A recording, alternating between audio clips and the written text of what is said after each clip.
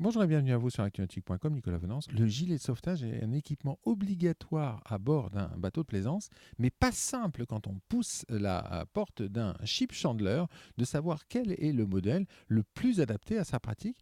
Pour cela, je vous propose les conseils de Mathieu Chanu, responsable du tout nouveau magasin U-Ship de Lorient Kernevel, pour nous expliquer comment optimiser le choix de son gilet de sauvetage. Mathieu, bonjour. Bonjour Nicolas. Alors Mathieu, beaucoup de fierté chez Carnevel Nautique, puisqu'il y a 2 mois, vous avez inauguré votre tout nouveau magasin U-Ship à l'Armor Plage, en face de la base des sous-marins de Lorient. Exactement, ouais.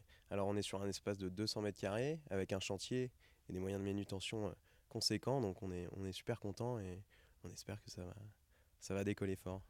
Avec un beau magasin d'accastillage dans lequel le rayon des gilets de sauvetage que l'on voit devant nous est parfaitement mis en avant. Pas simple quand même de choisir son modèle quand on est plaisancier, qu'on pousse la porte du magasin pour effectuer son choix. Alors exactement, ouais, il existe de plus en plus de modèles avec des ergonomies et des systèmes de percussion différents, donc il faut savoir faire son choix ouais, et les aiguiller. Alors aujourd'hui, on va s'intéresser à ce choix. Alors sur le marché, il existe 2 grands types de percussions de gilets, hein, si je ne m'abuse. Alors oui, il existe le système UML et le système AMAR. Voilà. Alors comment ça se distingue? Là, on a un AMAR devant nous. Comment ça se distingue un système UML d'un système AMAR? Le système UML va être en papier hydrosoluble, donc en réaction à l'eau, et le système AMAR, lui, va être en pression hydrostatique, donc en réaction à la pression. Donc le AMAR va se déclencher quand le gilet est en partie sous l'eau et l'autre, il va se déclencher quand l'humidité est très forte autour du gilet. Alors on va peut-être ouvrir ce gilet UML pour voir comment ça se présente à l'intérieur.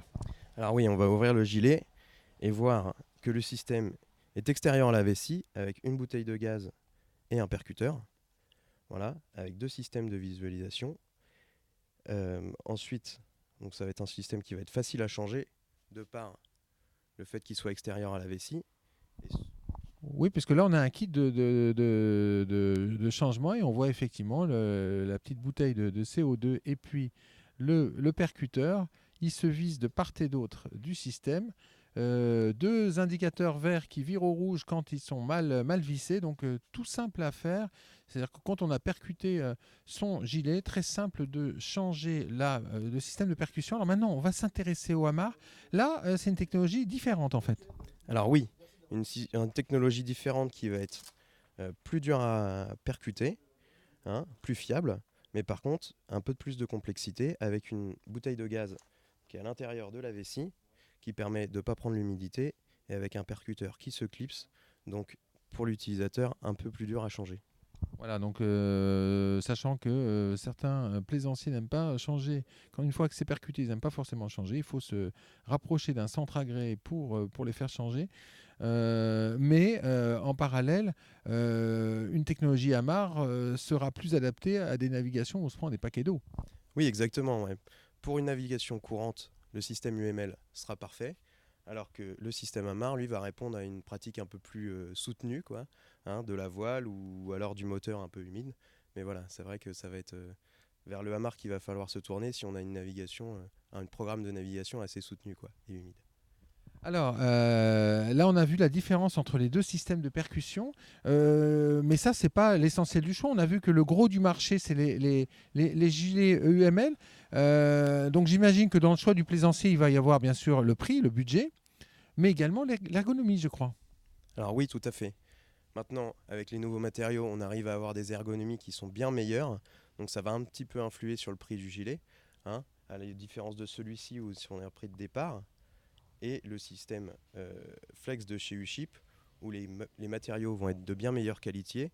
On va avoir une encolure un petit peu plus travaillée, des finitions bien meilleures sur le gilet. Voilà, ce qui va permettre, en portant le gilet, de l'oublier. Et c'est exactement ça qu'on recherche quand on porte un gilet automatique. Donc, en fait, quand on veut acheter un gilet, c'est quoi? C'est aller en magasin, écouter les conseils et l'essayer. Et si on l'oublie, c'est gagné, c'est ça?